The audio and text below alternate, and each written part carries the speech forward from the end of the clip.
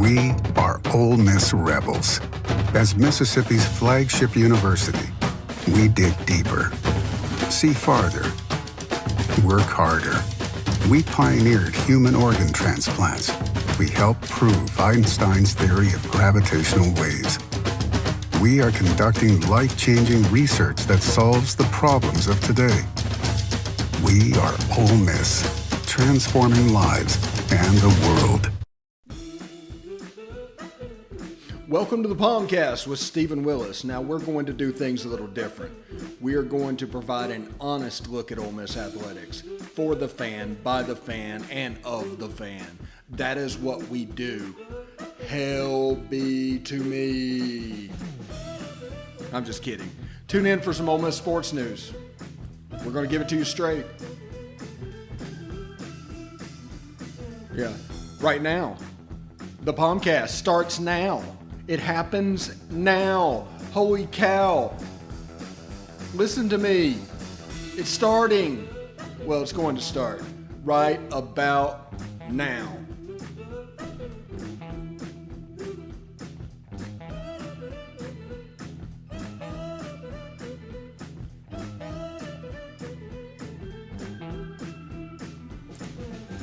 All right, good morning. I just wanted a little image of that home run in your head as it's almost regional day, almost time for us to all get excited, almost time for us to just completely root and go crazy. But thank you very much for tuning in today. This is the POMcast. I'm your host, Stephen Willis, on this magical mystery tour that we are taking known as Ole Miss Fandom. Thank you very much for joining us. Before we get started, I do want to tell you about the Vault Society. That is the big push for the Ole Miss Athletics Foundation. The Vault Society support is a 5-year commitment of support, and membership starts at $5,000 a year. There's a benefit chart on the site. We'll get to that in a second. All gifts to Ole Miss between now and June 30th, that's less than a month, will receive triple points. Red points are non-deductible and go towards priority seating. Blue points are 90% tax deductible and go towards parking in non-home ticketed games. That'd be postseason, like tomorrow, bowl games, and neutral site. We've got a pretty big one on Labor Day. If you have any questions, go to give2athletics.com, give2athletics.com. Again, thank you very much for joining us. If you want to catch the show, we're available on Twitter at the Stephen Willis and at the Rebel Walk. Facebook at facebook.com/POMcast and the Rebel Walk. YouTube at Positively Ole Miss and the Rebel Walk and Willis Digital Media. Hit the bell, subscribe. That way you'll not only know that we're streaming, you'll know what we're streaming about. We're also on Twitch at Positively Ole Miss and Willis Digital Media. So many platforms, and y'all are in some form or another using them all. So thank you very much. Before we move on, we also have a podcast. You can catch us at Google Podcast, Apple Podcast, Stitcher, SoundCloud, Spotify, iHeartRadio, TuneIn Radio, and Pandora. We're also on smaller podcatchers, but if we listed them, it's only a 30-minute show. We'd run out of time. Thank you very much. Thank you also very much for making us the leader in viewership for the month of May. That is all on you. Thank you. I'm humbled by the support. I remember when we were back doing 30 views a day.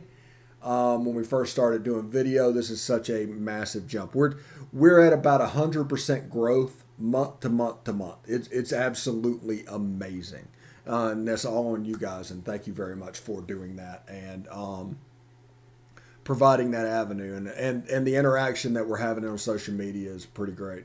We're going to open up the chat room eventually, probably not this week, but once we get into the doldrums of summer, we'll open that up. We're working on phone integration into our system. We're actually almost there. We have a phone number, the whole 9 yards. We're going to do call-in shows eventually, so you'll be able to have your say and be able to just call in from your cell phone number, so that's awesome. And I think next week, we're going to start our Rebel Walk recruiting show with Leanne Herring. So that's pretty cool as well. So more video content as we ramp up, and you should wait to see what we have in store for you for football season. It's absolutely crazy. I'm not going to even talk about that for 2 or 3 months because I can imagine it's going to be copied quite frequently by people. So it's going to be pretty great. So Derek Diamond named the starter for Friday. Great call. I'm all about doing whatever Mike Bianco wants to do. The only issue that I have is affecting the confidence of the team. The appearance of this is not business as usual whenever your team is vastly superior to the other 3 teams. That could affect the confidence. Any needing Doug to win a game against USM or FSU, I think that's a little bit of, I don't know, doom and gloom narrative that's been started by people. But the reality is we have a better staff, and our number 2, whoever we sent out there, if it was Derek or Doug or even Drew McDaniel, was going to be better than their number 2. If they were better than Derek or Doug, they would have done better than winning 30 games or whatever they won. That would not be a 2 or a 3 seed in the NCAA tournament. That's my only point. You have better players, let them play. They react confidently. If something goes wrong, I'm not guaranteeing a win. I'm not guaranteeing a win at all. But, what happens if something goes wrong on that first one?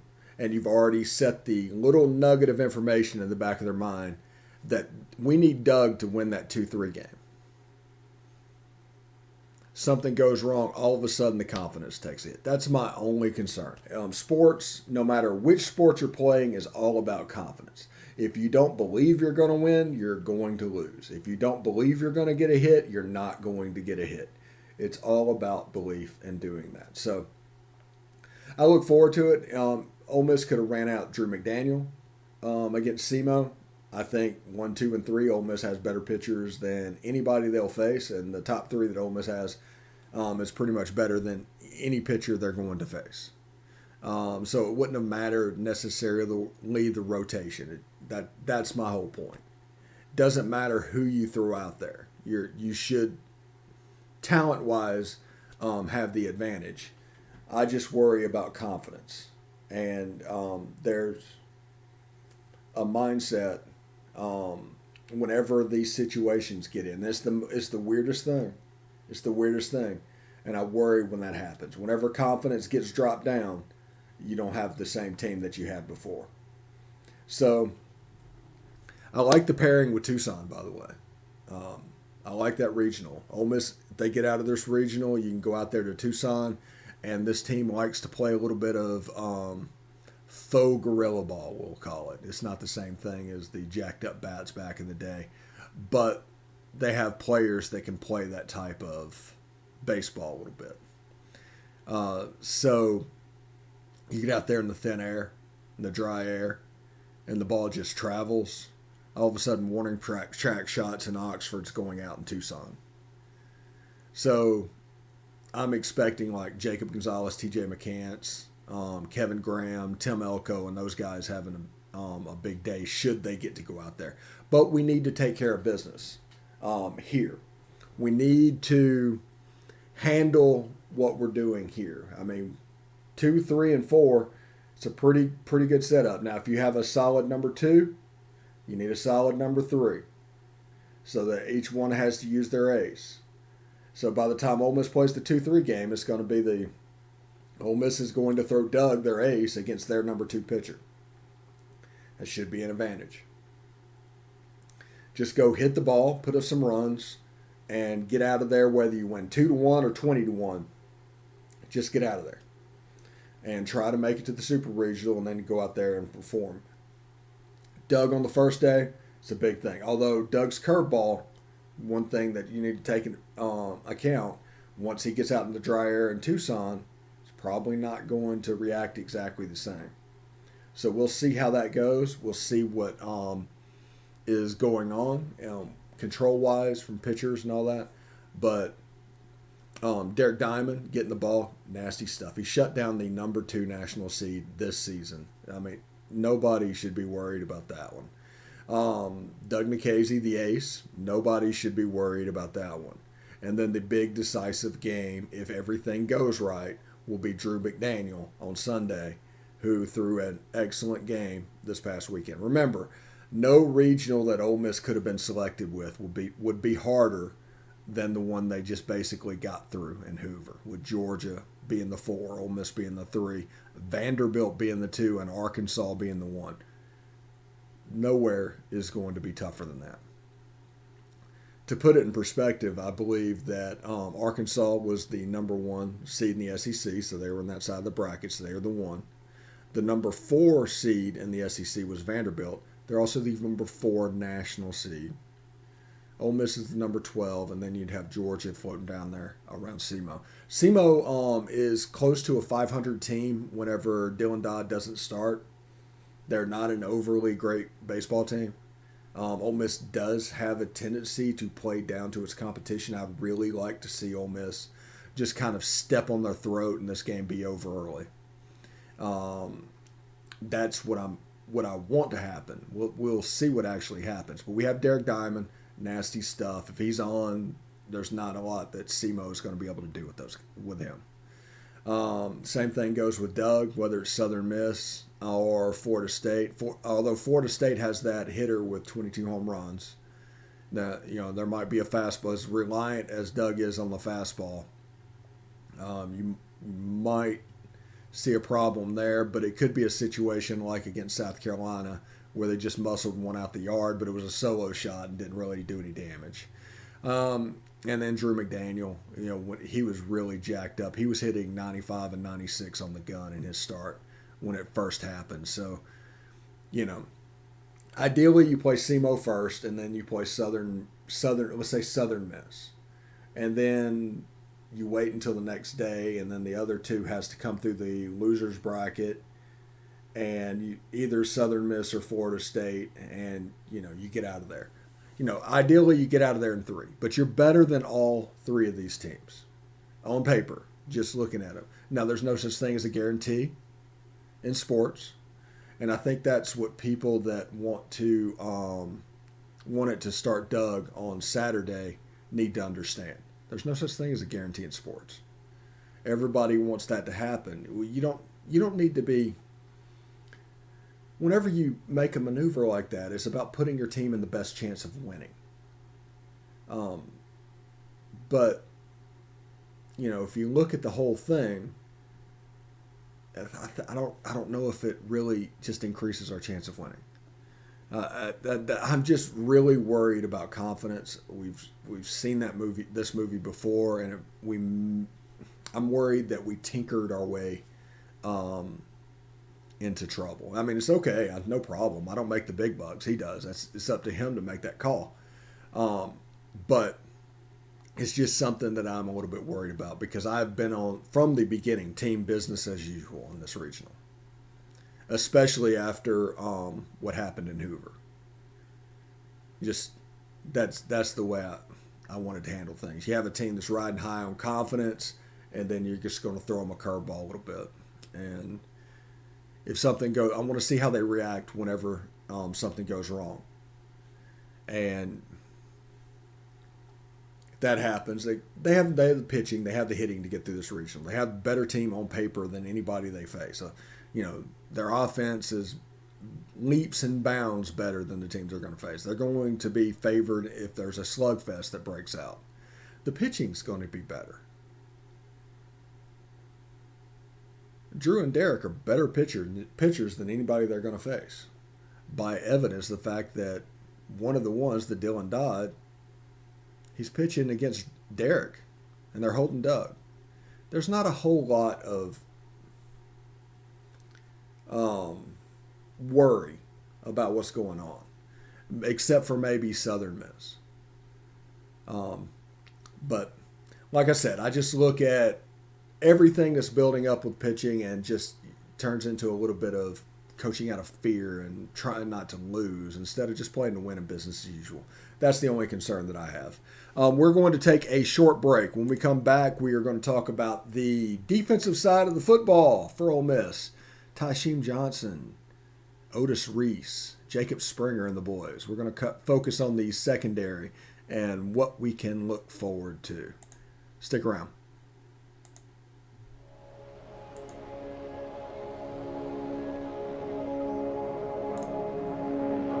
only 10% of us get enough daily exercise.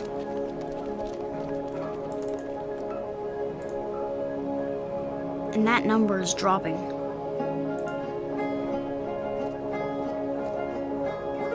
Nearly 30% of us are overweight or obese. We spend 6 hours a day in front of a screen. As a result, we now have a shorter life expectancy than our parents. But give us the right start in sports, and we'll never stop. Learn how at active4life.ca.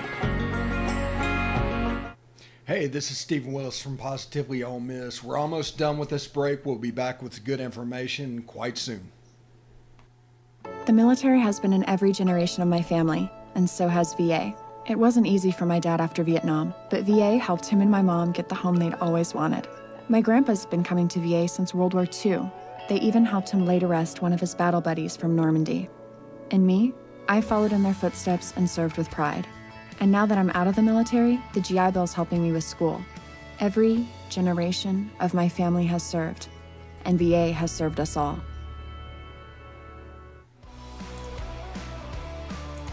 All right, welcome back to the POMcast right here. I'm your host, Stephen Willis. I do want to tell you before we get started about the rebelwalk.com. Eva and her team do a fantastic job providing a subscriber level experience for no money. None at all. Just all you need to do is invest your time, and believe me, it is well worth it. So if you have any questions, go over to the rebelwalk.com. Again, that is the rebelwalk.com. Now, I don't want to talk too much. I'm going to change the background real quick. And I don't want to talk too much about baseball because we have a preview show coming out in the morning. We have a review show coming out at the end of each day, and we're going to do this all through the regionals. So this is going to be an avenue. I do want to talk about baseball because Derek being handed the ball is actually a legit story that needs to be covered. But it's time to start, slowly turning our attention to football. It really is. Now, our defensive backfield. I'm impressed by this defensive backfield. I just really am. And the reason that I am impressed is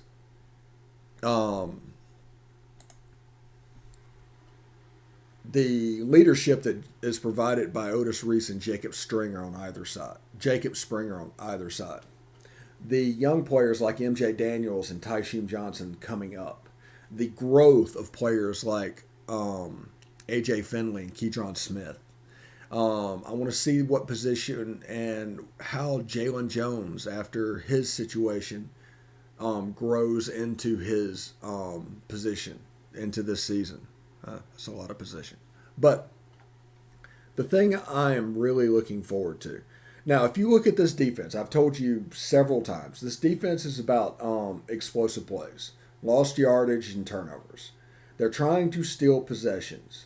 It's not necessarily a bend but don't break. It's you might have 6 plays in order, but here's a 5-yard loss, and now you got 2nd and 15. Now convert. That allows them to get extravagant and kind of vice the defense. Now, old school defense, let's say, pick a 15-yard box, right? Take a 15-yard box at the snap. They want you to play inside of a 10-yard box. They hope you don't have a deep threat that can stretch the corners. And they want the linebackers, the gap between the linebackers and the safeties to be less pronounced. That's less area that you can throw the ball in. Now, how you attack that depends on how much the accordion goes out or goes in. But that's the way they want to play. That's the Kirby Smart defense. That's the Todd Grantham defense. There's a reason that whenever we went to Starkville, AJ and DK had a huge day with the long ball because that is the weakness of that defense. They want you to play in that tight quarter. They want you to play smash mouth because it's a defense that basically was derived in the 90s and early 2000s to induce 3 yards in a cloud of dust. And and it's a constrictor, a boa constrictor defense. But this defense is a little bit different. Now, it wants the explosive plays and it wants the turnovers. It's about gaining possessions for the offense. It's about winning a 38-27 game. It's about winning a 45-35 game. Now, defensive people that want to see that smash mouth brand of football, they're going to have a problem with that. And, honestly, they should. Kirby has a big problem with that. And I've been on that for 2 years of him. He needs to take his thumb off the offense and let him go. Be okay with winning a 31-21 game as opposed to a 21-7 game. Football has changed. It's different. And if you are not prepared to do that, you're going to be put at a disadvantage over even where you would 10 years ago. The game has changed so rapidly. And with the advent of RPOs and, every play, Ole Miss's offense, every pass play has a run tag, every run play has a pass tag. What does that mean? That means the linebackers can't be right. Whatever they want to do, there's a play on the other hand that you can throw off of it. And it's designed to hit the tight end and the slot, and that's the reason you see them so wide open. It's because the linebackers, if they come up to fit, it creates that big gap right behind them for the tight end and the slot receiver. If they go back and cover them, that's the reason those running plays are so successful. It's designed to torture linebackers. And I use that word seriously. It is designed to torture linebackers because there can't be a worse feeling on the football field than knowing you cannot be right. You remember watching the Ole Miss Alabama game last year. Some, 5-star players everywhere on that defense. They could not be right. It's the way the offense is drawn up. It's the reason they do this. And the advent of what they're doing with the Baylor spread, with tempo, you're talking about a quick amount of time to process information, and it just puts the defense at such a bind. So, Ole Miss's defense, if you're Lane Kiffin, your offense is that, so you're probably thinking, well, how would I stop that? How would I prevent this from happening? And that is through turnovers and explosives. It's designed to get possessions back. So you got a player like Tysheem Johnson who I'm not calling him the honey badger. I'm saying he has honey badger tendencies and he has to develop. But as you saw in the spring game, he had a chance at 2 or 3 interceptions. He did get one. One hit him dead in the hands. It should have been picked off. The ball finds him. That's what I mean by honey badger tendencies. He's an athletic and player that the ball finds. There's just some players that always seem to be around what's going on. And he is one of those guys. And he's going to be a big player. Now, my question would be, where does he fit? Now, you have to go through fall camp and everything changes, but let's just assume you have Jacob Springer, and let's just assume that you have Otis Reese and Keydron Smith. Let's just put those 3 as the safety shell of your defense. Where does he fit? He's a big-time player. He already flashed in the spring game, which is crazy considering he should still be in high school. But he's already flashed. He's going to get on the field, but where? Is he going to be a star? Maybe. I mean, he's good towards the line of scrimmage, but, Jacob Springer and Otis Reese have the physicality to fill that role. So basically we have 3 players for 2 positions. He's not going to really touch the, I don't think, the Keydron position at free safety, the A.J. Finley position. Those guys are going to go back there and play center field. They're going to handle deep threats and stuff like that. But those other 3 are going to be able to mix and match and go towards the line of scrimmage. And that's not that big of a deal until you remember that they also have Sam Williams on the other side. So it allows a 3-man front, right? Let's, everything we do, we do 3-3-5 and 4-2-5. I would say 4-3 and 3-4, but, let's just account for the star and call him what he is. But those 6 players, like the 3 defensive linemen, and you can blitz Jacob Springer, Otis Reese, and Sam Williams. That's some speed coming at you. There's some exoticness that can come from that blitz. Now, the defensive line, the reason it was so important that we picked up those defensive linemen are going to be bodies that they can take up. If anybody on the defensive line requires a double team, all of a sudden that is not 5 to block 3. That's essentially 4 to block 3 because you need 2 to get 1. Nobody can be singled up. If you can get a second defensive lineman that requires a double team, that's covering up the offensive line from the very beginning, and all those blitzers can run free. So it's about what you're going to do up front to spring those guys from the outside, because you don't know when and where they're coming, but you know that they will eventually. The defensive linemen and what they have to do to block them is going to control what happens behind them and the success rate. But even one double team, we need one double team on the defensive line, will open up one of the guys on the blitz. And you add in the art of deception. With the blitz, who you don't know, if there's a MA involved, you have a tendency to where you can't just sit back and throw the football, or you're getting rid of the ball really quickly. So it's going to be really interesting, and I'm really excited about the DBs. I did not expect, whenever Lane Kiffin took over the job, that the defense would be built from the back front. But that appears to be what has happened.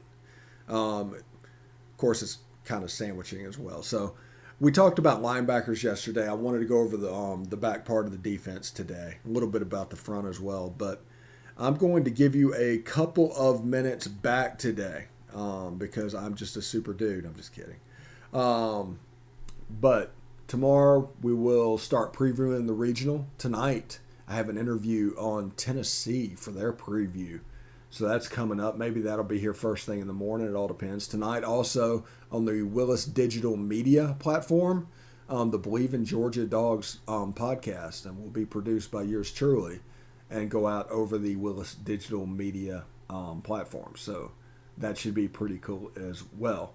So I'm pretty excited about that. And also, if you see this on social media, share it, like it, follow it, subscribe to it, do all that. It always helps us out. So we appreciate it very much. But until tomorrow, it all starts tomorrow. Hotty toddy.